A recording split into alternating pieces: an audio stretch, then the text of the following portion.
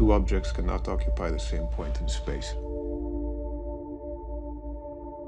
at the same moment in time. Wenzel.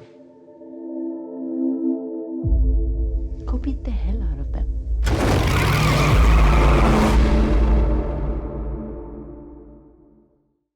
Wow, how about that, fans? It is going to be an amazing movie, Ferrari, based on the book written by my good buddy and colleague Brock Yates. It's finally hitting the screens this Christmas, and I don't know about you, but I cannot wait to see it. And one of the reasons why is because of all those great action scenes, the incredible scenes of motor racing, all captured on film, maybe the best ever in the history of film. And a big part of the reason why they're so good is because the gentleman who we're going to talk to now, Robert Nagle. Robert, great to have you with us here again today. Thanks for having me, Ralph. Really happy to be here. This has to be one of the biggest, highly anticipated movies about motorsports in decades. I know Ford versus Ferrari, which you were the stunt coordinator on that as well, that had everybody revved up, but that did so well that when everybody heard Ferrari was finally coming to the screen, I think it got even bigger. I agree. Yeah, it was sort of a, pun intended, driving force to get this more motivated. Michael's been trying to get this off the ground for over 20 years. Yeah, this book, as I pointed out, written by Brock Yates, this is what the movie is based on. And I remember when Brock was writing this, how much passion he put into it. And he knew then and said then, this has got to go to the movie screens. And it's taken a long time to get there. What was the reason why it took so long?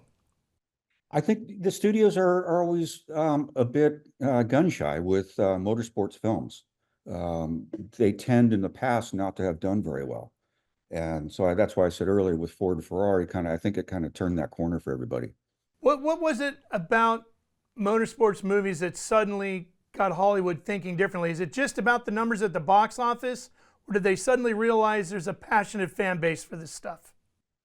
Yeah, I don't think it's that cut and dry. I think it's got to be a good film that works well together with the action. One doesn't work without the other.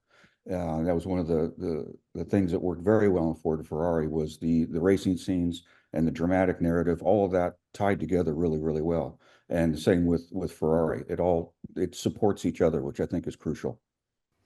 Yeah, technology has helped a bunch too, right? Especially from your part of it, capturing the excitement, the intensity, the passion, the emotion of the racing action itself. There's things out there now technology-wise that really allows you to do that in ways we've never been able to do before. Yeah, there's always new methodologies coming online that we do test. And we did a ton of testing of different camera rigs and whatnot for Ferrari to try and get some different and interesting shots. And you've actually developed quite a bit of that stuff yourself, haven't you? Yeah, I helped to design a rig called the Biscuit Jr that has changed the way we shoot cars. Can you explain a little bit about what the difference is with that? So it is basic breakdown. It's a drivable platform that we can put a vehicle on or a stripped down version of that vehicle on it and run it at speed up to 150 miles an hour with the actors in it and multiple cameras. And it's the epitome of movie magic. I can point to scene after scene and say that actor's not driving, and you would look at me and go, there's no way, he has to be driving. So I mean, we all think back to our youth of old films where you could see the screen moving in the background and the guy's trying to pretend like they're really wrestling the car around, but now you're driving that guy down the road at that speed. Yes. And it's, it keeps you, I've always said something like that helps keep you in the story, keeps you engaged. When there's something visually off, there's a disconnect, and then you got to somehow get drawn back into the storyline, and this keeps you in it. Something else I was reading about that was different with this movie is you actually built the chassis. You had to build the cars for the movie because obviously you can't go racing priceless Ferraris around pretending you're doing the Milli Miglia all over again. So there was a whole process to building the cars that were going to be used in the film, correct? Yes, yeah, it was it was quite a task to take that on, but I did oversee that whole process to ensure I got exactly what I wanted and exactly what Michael was looking for. So Michael you're talking about is Michael Mann, the director of this film, one of the legendary directors out in Hollywood. Yeah, and you actually had to map out the cars and then take that digital and turn that into hand-formed aluminum bodies and fiberglass. It did two different kinds, is that correct? Yeah, we had two versions. There was a fiberglass body, and then there were a few aluminum bodies, especially if we were going to make contact or crash the cars, we wanted them to be in aluminum. That's just amazing. And when you did that, you actually widened the chassis out, correct? I read this where you put a cameraman, you were able to get the cameraman inside the car alongside the actor? Yeah, we just made accommodations to be able to make sure he had room for himself and camera. It wasn't a big modification, but it's one of those things you have to have the forethought in when you're designing and building the chassis. So what happens to all that stuff when it's all over? Are those cars sitting around on a back lot somewhere, or did they all disappear off of the set as different props? I don't know if you want to hear the truth there, Ralph. Don't tell me they all got crushed.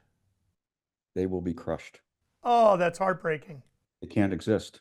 Think about it. If you had a $30 million Ferrari and I had an exact copy of it, how would you feel? Yeah, I guess.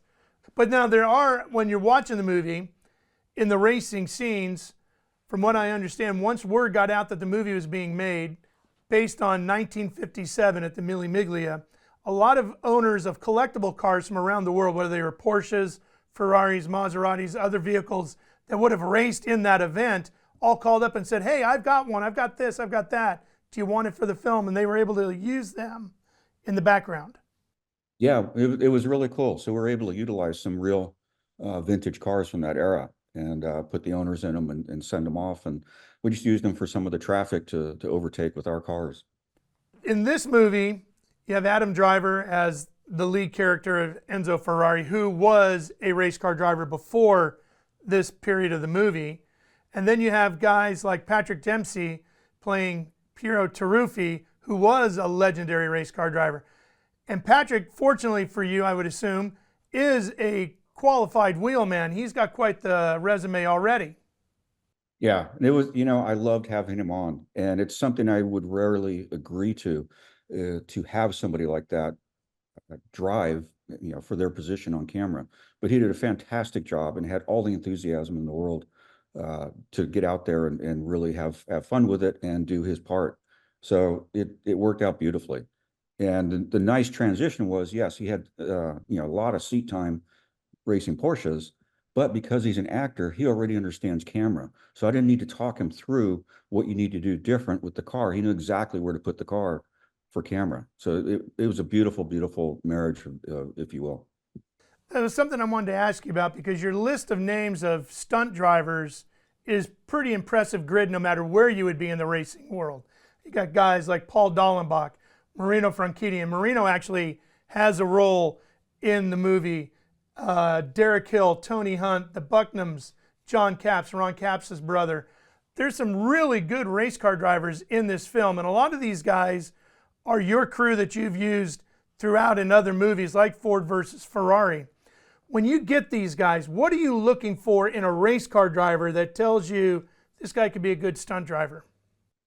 So just to back up a little bit, there's a lot of people asking, well, they can drive race cars, they can do this. And my explanation is, look, here's the deal. It's a very similar skill set. You obviously need to be able to wheel a car around, but it's a different discipline. And there's times that we need to dial it back a little bit because we're not going to run the same lines you would in a race car, because it's just sometimes just for camera, we have to do things a bit differently. So if they cannot grasp that concept, it just doesn't work. And what I said about earlier with Patrick understanding camera and where to put the car, all of that plays into it. So if they can't make that understanding and transition and come to the table to play as a team, then it doesn't work. But these guys are, the best of the best. And a car built for stunts isn't exactly built for racing. So even when you were designing these race cars for the movie, you had to think about the fact that, well, we're going to be mounting cameras on them, so we're going to need extra weight on this side. They're going to handle weird, I would assume, compared to what they would as a real race car. You're absolutely right. And that was part of our testing process, was to hang cameras on them and take them out on the track and start playing around with how much does it affect the chassis? What do we do to counter that? And so all of that was planned in well ahead of time. Man, that's amazing. And the same thing with the actors now. You had to take some of those actors that were real actors and not racers like Patrick and teach them the skill sets that they needed to at least look and act like a racer. Yeah, we did that in particular with Gabrielle and Jack for their roles, and we spent weeks and weeks training them. You know, just starting with basic building blocks of driving a race car, and adding to it and making it more and more difficult, and getting them to a level that would far exceed what they would ever do on camera. And the whole point of it is to get them so that you can see the actor drive into frame, get out of the car, get in the car, and leave that frame, all with authority and confidence, where you never once question whether or not that they are actually a driver. And they had to do with the mindset that this is 1957. And the mindset of the racer in 1957, significantly different than the racer's mindset in 2023.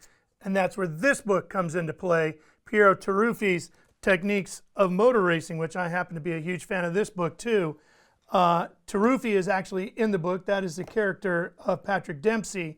But when you read this book, one of the things you read about is, do you actually want seatbelts? It might be better to get thrown from the race car than to stay with the race car as you go tumbling down the road, because it might be better to get away from the ensuing fire that no doubt is going to happen.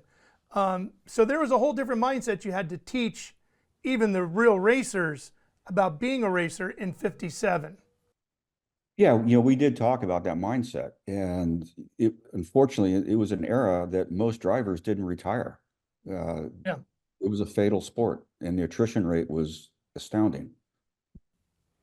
Yeah, it was incredible. What was it about racing in 1957 and the Mille Miglia that captured you? Just it's just raw racing, and it's raw endurance racing at that level. You know, you're running 1,000 miles through the countryside, in and out of towns, and anything could happen. I mean, it's so unpredictable what you're going to run into. Even though it's semi-controlled, it's not completely controlled. So you just never know when you come around the corner what you may find. But it's sort of the epitome of sports car racing, if you will. I mean, these cars were capable of doing close to 150 miles an hour on 6-inch wide tires. So it was quite a thing. Well, Robert, thank you very much for joining us. I know you can't tell us about what's in the pipeline, but we should be excited. Very excited. It'll be some really cool stuff for sure. Okay, we look forward to Christmas Day all around the world. You're going to be able to see the movie Ferrari coming to theaters near you. Can't wait to see it. Robert Nagle, the stunt coordinator for the movie Ferrari. Thank you so much for joining us today, Robert. Thank you, Ralph. It's a pleasure.